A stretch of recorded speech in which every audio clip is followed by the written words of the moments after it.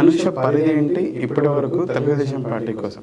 మీరు అన్నారు అసెంబ్లీలో చంద్రబాబు నాయుడు గారి నేల మీద కూర్చున్న సంఘటనలు చూసి నేను అధికారంలో ఉన్నప్పుడు కాదు ప్రతిపక్షంలో సంఘటనలు చూసి తర్వాత కాన్సిక్వెన్స్ ఎంత ఇబ్బందికరంగా ఉన్నప్పటికీ మాట్లాడాలి అని ముందుకు వచ్చాను.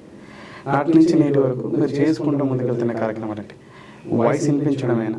అంటే తెలుగుదేశం పార్టీ నాయకుల మీద నాయకులను లేకపోతే నాయకుల మీద ఏమైనా జరిగితే మాట్లాడితే అధికార పార్టీ నాయకులు కౌంటర్గా మాట్లాడడమేనా పార్టీ బలోపేత కోసం గ్రౌండ్లో ఏలూరులో కానీ నిరోధుల్లో కానీ మరో చోటైనా పార్టీ బలోపేతం కోసం ఎటువంటి కార్యక్రమాలు చేస్తుంటుంది అనేసి? అంటే నాకు దొరికిన అదృష్టం ఏంటి అంటే ఐటీడీపీ అని ఒక ఎఫిలియేటెడ్ వింగ్ ప్రతిష్టాత్మకంగా తీసుకుంది మెంబర్షిప్ ప్రోగ్రామ్, ఏదైతే పార్టీ కార్యకర్తల మెంబర్షిప్ కోసం తీసుకున్న ప్రోగ్రామ్.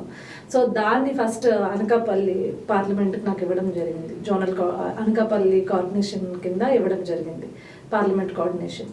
ఇవ్వగానే నేను చాలా ప్రౌడ్గా చెప్పుకుంటా ఆల్మోస్ట్ ఒక 30 days వరకు కూడా అనకాపల్లి పార్లమెంట్లో ఉన్న 2 constituencies Anakapalli and plus Narsipatnam, ఈ 2 కాన్స్టిట్యున్సీస్ని టాప్ 10లో పెట్టడం జరిగింది.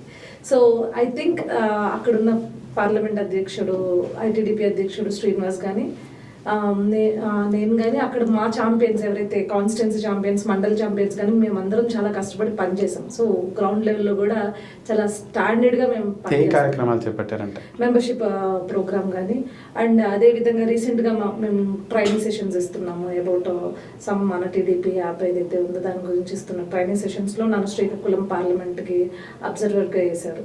సో అదేవిధంగా ఆ వర్క్ చూసి తర్వాత జోన్ 1 కోఆర్డినేషన్ అబ్జర్వర్ కూడా నాకు వేయడం జరిగింది. సో ఇవన్నీ కూడా పార్టీ కింద గ్రౌండ్ లెవెల్లో కూడా పని చేస్తున్నాను, ఈ అమ్మాయి ఏ పని చెప్పినా చేస్తుంది అనే ఒక నమ్మకంతో నాకు పార్టీ ఇచ్చిన అవకాశాలు వాటిని సద్వినియోగపరచుకున్నాను అనుకుంటున్నాను. పార్టీ నాకు ఏ పని చెప్పినా నాకై నేను వెళ్ళి అక్కడ ఉన్న నాయకత్వాన్ని ఇబ్బంది పెట్టకుండా పార్టీ నాకు ఇచ్చిన పనిని నేనైతే ఇప్పటివరకు సమర్థవంతంగా పని చేసుకుంటూ వస్తున్నానైతే అనుకుంటున్నాను.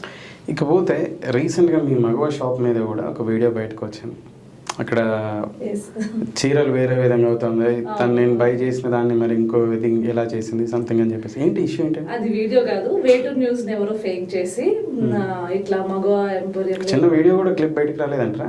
వీడియోస్ ఏం రాలేదు, because 24 hours Magava in under CC cam కాబట్టి ఆ ధైర్యం అయితే ఎవరు చేయరు. సో సీసీ క్యామ్ ఫుటేజ్ లో తెలిసిపోతారు కాబట్టి నేను అందుకే ఛాలెంజ్ చేశాను.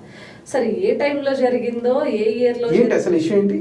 ఎవరో ఒక అమ్మాయి నా దగ్గర శారీ కొనుక్కుని వెళ్ళింది. అదే శారీనంట నేను ఏదో ఒక వీడియోలో కట్టుకోవడం చూసి స్టోర్కి వచ్చి గొడవ చేసి మగవాళ్ళు సెకండ్ హ్యాండెడ్ శారీస్ అమ్ముతున్నారు అని చెప్పేసి. ఎంత వైఎస్ఆర్సీపీ ఫెలోస్, ఎంత ఇల్లాజికల్ ఫెలో. ఇదంతా జరిగింది ఎప్పుడంటే పాపం వైఎస్ఆర్సీపీ పార్టీ సోషల్ మీడియా అధ్యక్షుడిగా పిల్ల నిబ్బా ఒక అతను వచ్చాడు, సజ్జల భార్గవ్ రెడ్డి, మన సకల శాఖ మంత్రి గారి కొడుకు.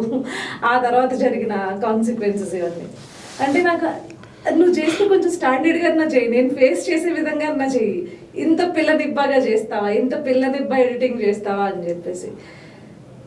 చీరన్పూర్లని చీరలు ఉండవా? పోనీ if in case second handed saris నేను అమ్ముతున్నానే అనుకో, నాకు బిజినెస్ పరంగా నాకు లాస్ రాదా? నేను ఇన్నేళ్ళు ఉండగలనా బిజినెస్లో? నేను దాదాపు 5 years నుంచి ఐఎమ్ రన్నింగ్ మై మగవా స్టోర్. నేను ఇన్నేళ్ళు ఉండగలనా బిజినెస్లో? నేను అక్కడికి ఛాలెంజ్ చేశాను, అరే ఏ డేటో అని చెప్పండి, నేను ఒక బిల్ ఇస్తాగా కొనుక్కున్న తర్వాత, ఆ బిల్లుని తీసుకురమ్మని, ఆ లేడీని తీసుకురమ్మని, అమ్మాయి వాయిస్ ఓవర్ ఇచ్చింది అని చెప్తున్నారు, ఆ వీడియోని బయట పెట్టి, ఆ అమ్మాయి మా షాప్కి వచ్చిందో లేదో నాది సీసీ కెమెరా రికార్డ్స్ ఉంటాయి, ఎవ్రీ మంత్ నాది స్టోరేజ్ ఉంటుంది, నా సిస్టంలో ఉంటుంది స్టోరేజ్ అయ్యి, తీసి చూపిస్తారా మీకు, నిజాలు చూపిస్తారని ఛాలెంజ్ చేశారు. ఇప్పటివరకు కూడా ఛాలెంజ్ ఎవడు యాక్సెప్ట్ చేయలేదు. సో నేను ఎందుకు చెప్తున్నానంటే మా పిల్లనిబ్బా గారు వైఎస్ఆర్సీపీ పార్టీ నుంచి వచ్చిన తర్వాత ఇలాంటి కాన్సిక్వెన్సెస్, ఫేక్ ఎడిటింగ్స్ మనం చూసాము.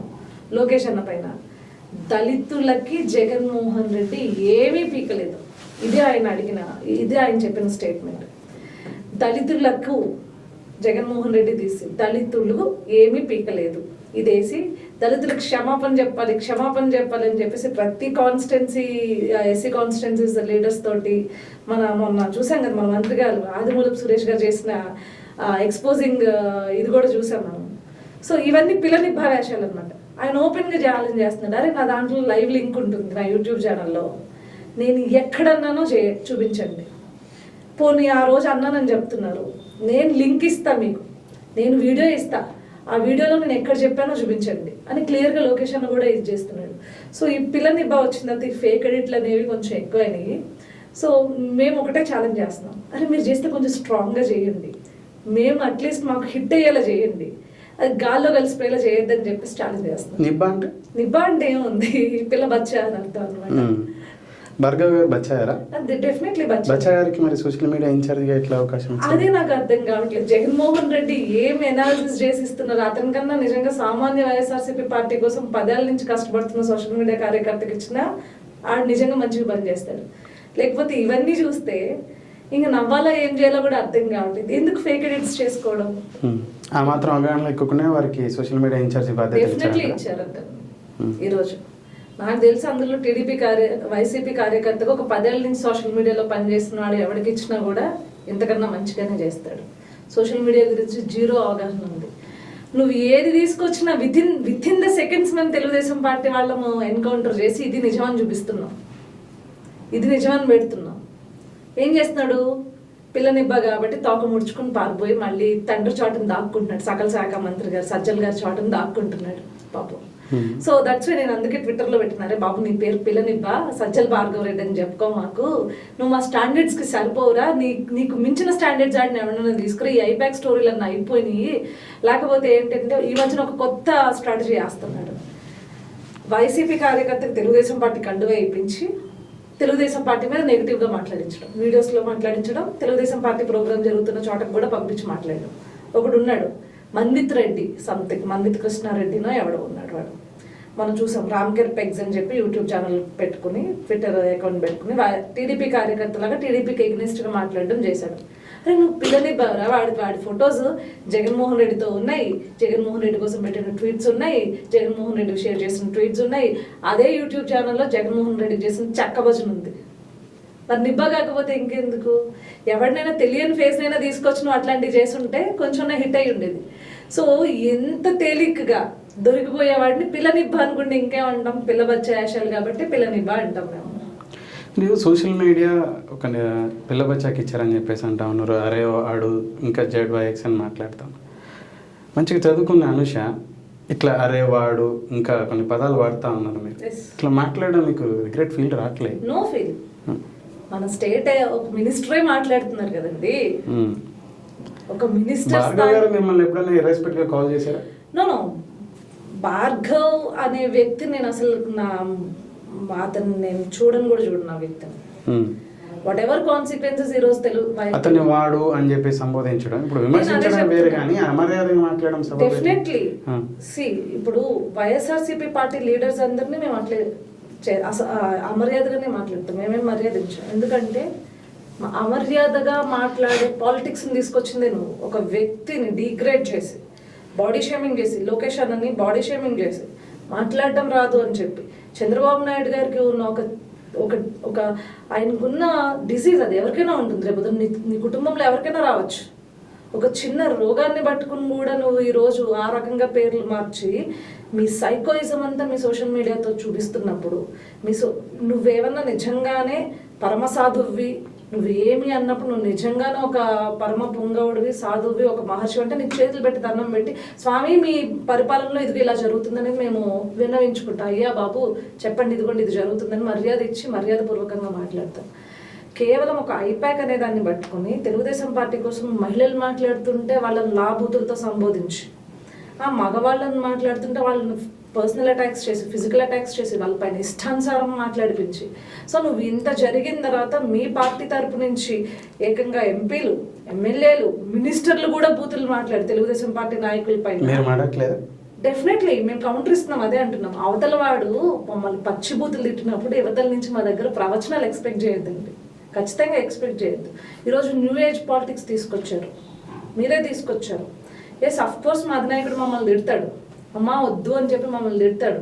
మేము ప్రోత్సహిస్తున్నానంటే కదా, నేను అదే కదా అంటున్నాను. మా అధినాయకుడు ఎవరిని ఇప్పుడు అంతెందుకు నేనే మాట్లాడాను అనుకోండి, అమ్మా వద్దమ్మా అంత అగ్రెసివ్ వద్దు కాదు ప్రోత్సహిస్తున్నాడని.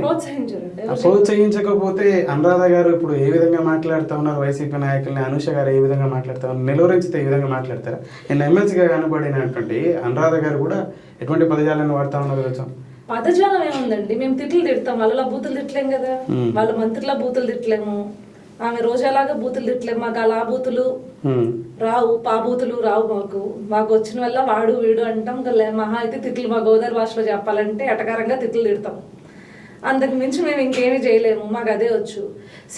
అవతల మీరు ఒకే కోణం వైపు నుంచి మీరు తిడుతున్నారు అని చూసేటప్పుడు అవతల వ్యక్తి ఎంత దారుణమైన దుర్భాషలాడితే మేము ఈరోజు ఈ రకంగా మేము మాట్లాడుతున్నాము, ఈ రకంగా ఇంత మర్యాదగా మాట్లాడుతున్నాం, మా మీద ఎంత క్యారెక్టర్. మీరు ఇప్పుడు చెప్పిన అనురాధ గారికి, ఆవిడ షీఈ్ ఎ క్యాన్సర్ పేషెంట్ అండి. ఆవిడ క్యాన్సర్తో ఫైట్ చేసిన ఒక వీర మహిళగా చెప్పుకోవచ్చు మనం. ఆ స్థాయి నుంచి ఈరోజు ఎమ్మెల్సీ అయ్యిందంటే అసలు బ్రతుకుతానో లేదో అనే స్థాయి నుంచి కీమోథెరపీస్ చేయించుకుని అట్లాంటి ఒక పేషెంట్ ఈరోజు బయటకు వచ్చి ఒక ఉమెన్ స్ట్రెంగ్త్ చూపించింది, అక్కడ మహిళ అంటే ఏంటో చూపించింది. అలాంటి మహిళను పట్టుకుని విగ్గురాని అని చెప్పేసి అసలు ఆవిడ చరిత్ర వీళ్ళకుందా అండి? ఆవిడ మీద చేసిన ట్రోల్స్ మీరు చూసారా? అసలు ఎంత గలీజ్ ట్రోల్స్ చూసారా? ఆవిడ పేషెంట్గా ఉండి ఆవిడకి some personal problems, some health issues ఉంటే ఆ హెల్త్ ఇష్యూస్ని కూడా కాంప్లికేట్ చేసి దాన్ని కూడా అసాసినేషన్ చేస్తే ఇలాంటి వ్యక్తులను ఏ రకంగా గౌరవించమంటారు మమ్మల్ని?